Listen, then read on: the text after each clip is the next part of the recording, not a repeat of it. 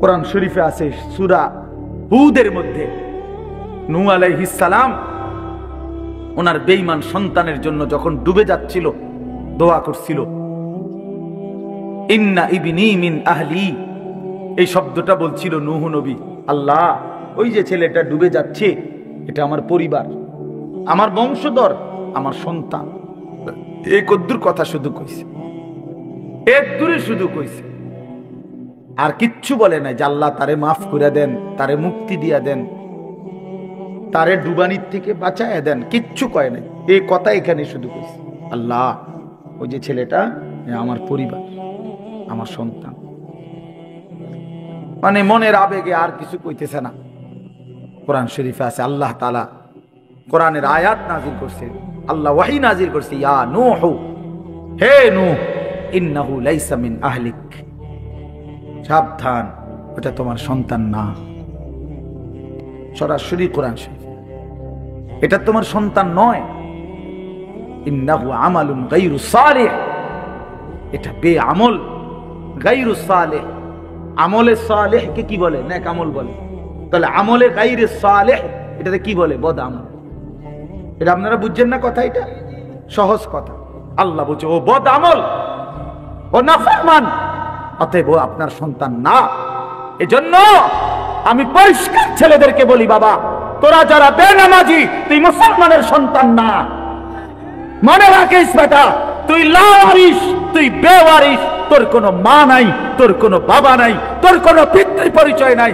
মোবাইলের ওই নর্তকী তোর পরিচয়, মোবাইলের ওই উলঙ্গ নারী তোর পরিচয় হইতে পারে না। তুই কোনো মুসলমানের বাচ্চা না, ইমানদারের সন্তান নাফরমান হয় না। মনে রাখো। দেখো নারী, দেখো আরো দেখো, 16 বছর বয়সেই এত নারী দেখে ফেললা, 18 বছর বয়সেই এত উলঙ্গ ছবি দেখে ফেললা, বাকি জিন্দেগি কি করবা? বাকি জীবনটা কি করবা? সব তো দেখেই লাইলা, সব তো দেখেই ফেললা। এবার লাথি দিয়া ফেরেশতা জাহান্নামে ফেলানো ছাড়া আর বাকি কি? সব তো দেখেই লাইলা।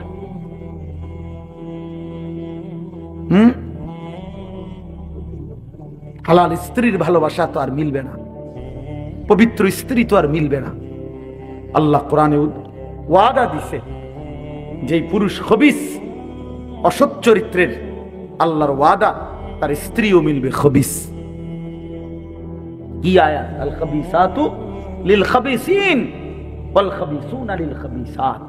সরাসরি কোরআন শরীফের আয়াত। বন্ধু মনে রাখো, আমি ডেইলি বলি, রাস্তার বেডি আর মোবাইলের বেডি আর বাস্তবতার বিবি এক কথা না।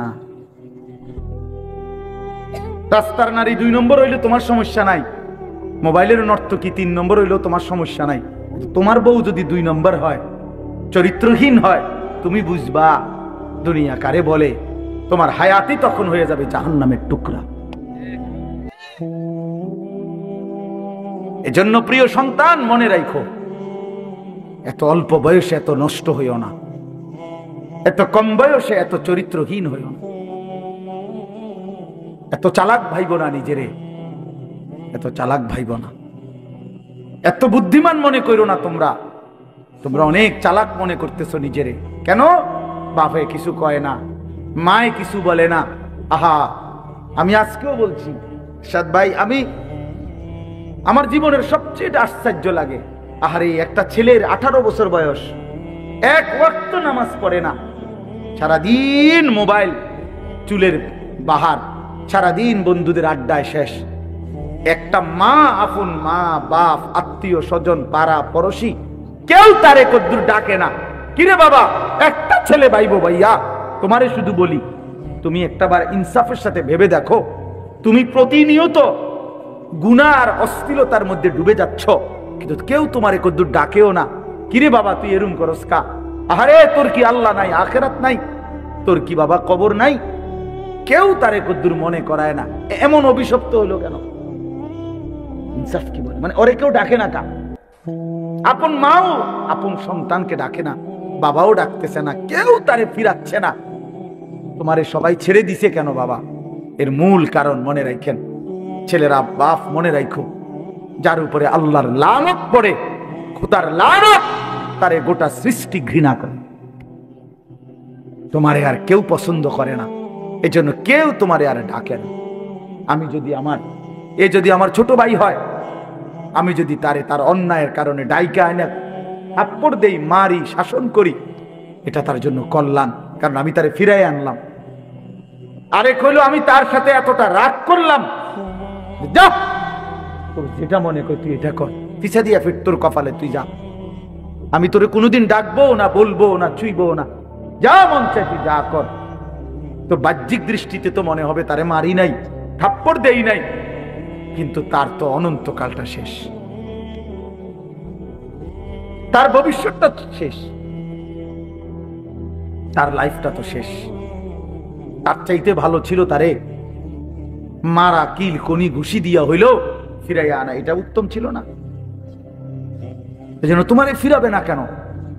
তোমরা যারা সারা দিন রাত এক ওয়াক্ত নামাজ পড়ো না, কোনোভাবেই আল্লাহ আখিরাত পরকালের কিছুই বুঝো না, এমন অভিশপ্ত, মাত্র 18 বছর বয়সে খোদার গজব পড়লো তোমার উপরে, আল্লাহর লানত পড়লো কেন? 18 বছর বয়সে এত বড় নাফরমান হয়ে গেল কেন? 20 বছর বয়স না হইতেই বাবা তুমি এত বড় আল্লাহর অভিশপ্ত বান্দা হইয়া গেল কেন, যে কেউ তোমার আর পছন্দ করে না, কেউ ডাকে না? আমি একটু আগেও বলছি বয়ানে, আমার মার বয়স 75 বছর, আমার আম্মার বয়স, আমার বয়স 44 বছর। আমি আজকে 21 বছর ওয়াজ মাহফিলের এই জিন্দিগি আমার, আলহামদুলিল্লাহ। আমার 4টা সন্তান আছে বাবা, আমার 4টা ছেলে মেয়ে আছে। আমার এই 44 বছর বয়সেও আমার আম্মা 75 বয়স্ক মহিলা, এখনো আমার মা আমারে কথা হইলেই বলে, হুদ নামাজ শুনি, খোদার কসম মা আমারে এখনো জিগায়, ফুত নামাজ শুনি, নামাজ পড়ছি। আমার সন্তানদেরকে দেখলো জিগায়, নাতি নামাজ শুনি। আমার মা আমারে আজও বলে, ফুত কতখানে ওয়াজে যাও, মানুষের লোকে চাইও টাকা পয়সা লইয়া, কি করো না, কষ্ট দিও না, ঝামেলা করো না। কতবার যে কইছে মা আমার এই কথাইটা, শতবার কইছে মা আমারে আমার এই জীবনে। কিরে ভাইয়া, 75 বছর বয়স্ক মা তো আমার 44 বছর বয়সী সন্তানকে আজও ডাকে যে ফুত নামাজ পড়ছনি, তোমার বয়স মাত্র 18 বছর, তোমারে কেন কেউ ডাকে না? তোমার জীবনে এত বড় অভিশপ্ত হলো কেন? নুয়াল্লিহি মা তাওয়াল্লা ওয়া নুসলিহি জাহান্নাম ওয়া সাআত মাসীরা। আল্লাহ বলে, আমার যে বান্দা আমার রাসূলের বিরুদ্ধাচরণ করবে এবং আমার ইমানদার মুমিনদের পথ থেকে উল্টো পথে চলবে, আল্লাহর কসম আল্লাহ বলে, নুয়াল্লিহি মা তাওয়াল্লা, আমি তাকে সেই উল্টো পথেই চালাবো, ওয়া নুসলিহি জাহান্নাম, একদিন তাকে জাহান্নামেই ফেলে দেব, একদিন তাকে জাহান্নামেই ফেলে দেব।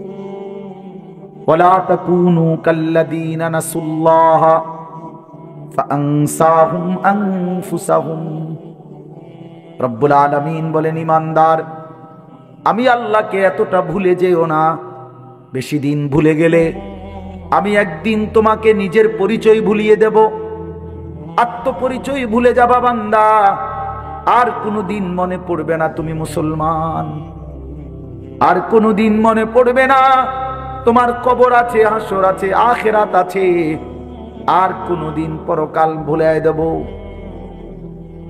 ব্যস্ততম এই দুনিয়ায় কারাকারি কামরা কামরি করতে করতে, দুনিয়া কারাকারি করতে করতে, দুনিয়ার নেশায় পড়ে থাকতে থাকতে একদিন কবরে পৌঁছায় দেব, আখিরাত ভুলায় দেব। আল্লাহকুমুত তাকাসুর হাত্তা যুরতুমুল মাকাবির।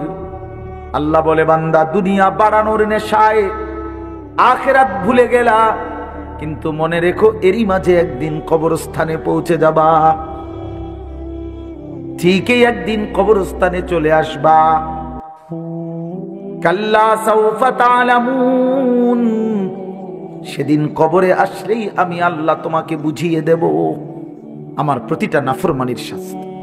এজন্য প্রিয় বন্ধু, আমার মূল বক্তব্য এবার ইনসাফের সাথে বুঝেন। সবাই আলহামদুলিল্লাহ মনোযোগী হয়েছেন, আমরা কম হই কিন্তু মনোযোগী হইছি। এই যে আন্তরিকতা নিয়ে এখন শুনতেছেন, এবার একবার এতক্ষণের ধমকা ধমকি মূল মাকসাদ দোস্ত খোদার কসম, আমি কোনো কারোর সাথে ঝগড়া করে বসছি না। ঝগড়া করে বসছি ভাইয়া এমন তো না যে কারোর সাথে আমার কাজ যা ঝগড়া হয়েছে।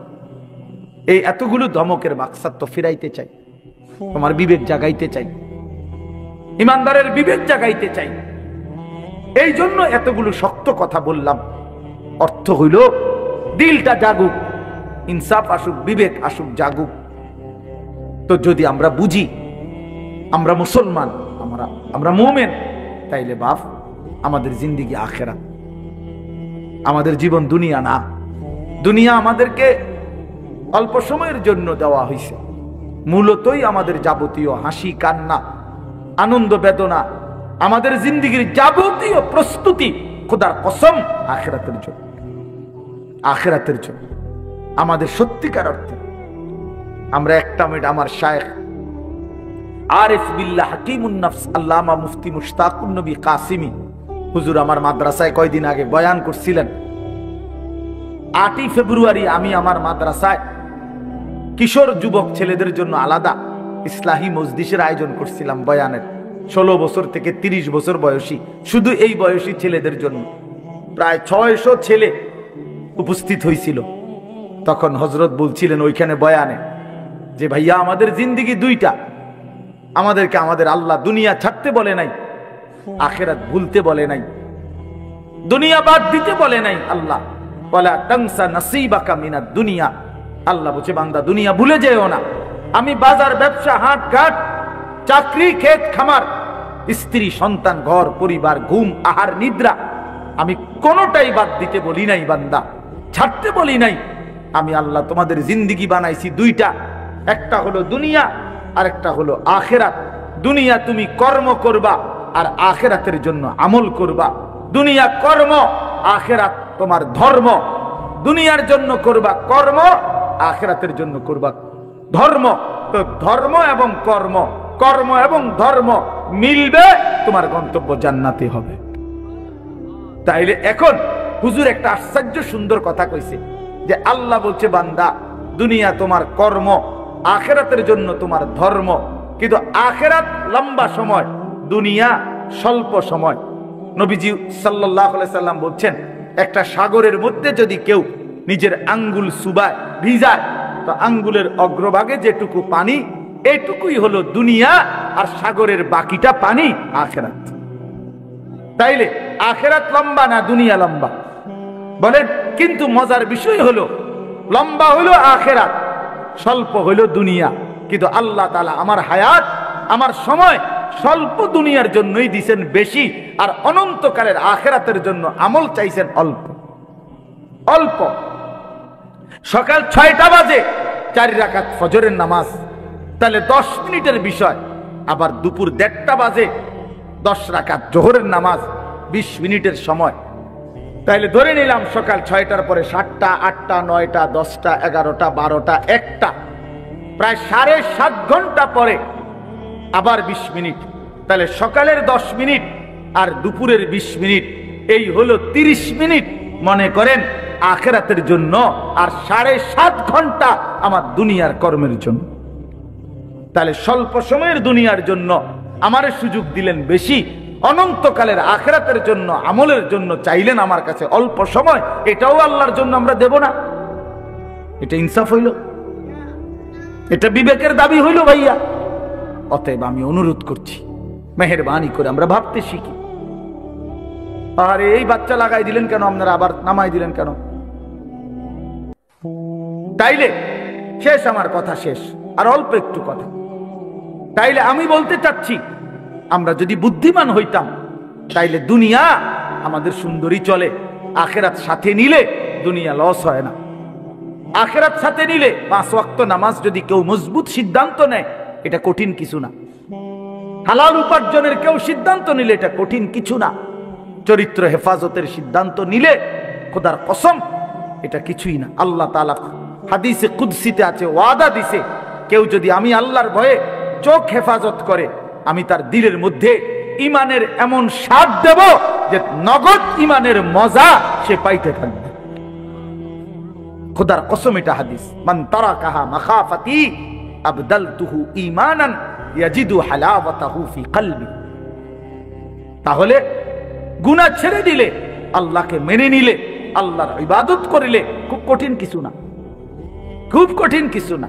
এই জন্য প্রিয় ভাই আমার, বাপ আমার, এই শেষ বেলায় আমি এই অনুরোধটাই করতে চাই, আমরা যদি বুঝি আখিরাত আমাদের জিন্দেগি, পরকালের জন্যই আমাদের প্রস্তুতি, তাইলে আমাদের প্রস্তুতির